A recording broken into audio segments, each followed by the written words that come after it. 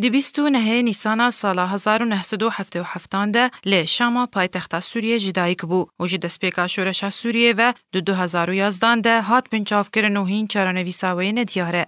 رزان زیتونه پارێزەرا مافێ مرۆڤان و بەشداربوویە شۆرەشا سووری ji ber pêwendiyawê bi alavên ragihandinê yên derveyê Sûriyê Kodmalpereke ragihankariya mafê mirovan li Sûriyê kar dikir, ku rejima Esed her kesek pêwendiyên wî yê ragihankarî li derveyê Sûriyê hebe digirt, rezan taneha bêserûşîne an ku çarenivîsa wê nediyar e.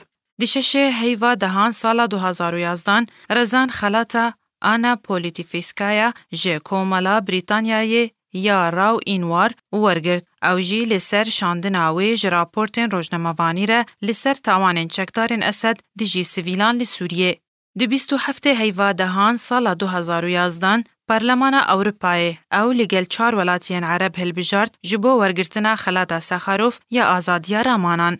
جبرکو رزان چالاکوانا مافی مرووان بو رزان لگل هن چالاکوانین دی کومیتین هفریزی یین خوجهی دا مزراندن او جی جبو بلگه کرنا بن پیکرنین رژیم سوری جمافی مرووان را کورولا رزان درخستن آوی کاری ده سرکه بو.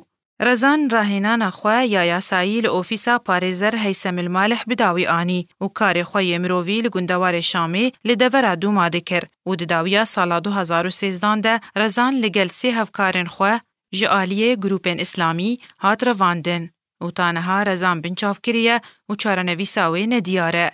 نویسکارا فرانسی جاستن روژه پرتوکک لسر جیاننامه یا رزان نیویساندیه و تیده پس نیوی وکا قهرمانه که جوه دمیره دیده خویا کرن و هرگلین جیان و کار و خبات آوی و گرتن و بنچاف کرن رزان کریه بیکو رزان بجاوی خواه ببینه. که روژه دوی پرتوکه ده روشا سوریه به تمامی دانیه بردستی خوندکارن. هر وها روزنامه الحیات جعالیه خواه چند گوتار درباری وی پرتوکه بلاف کرن و تیده جیاننامه رزان و آواو سدمه بنچاف کرن آوی دیار کرن. سرباری پسندانا وی پرتوکا نویسکارا فرانسی یاکو درباری جیاننامه رزان هاتیه نویساندن.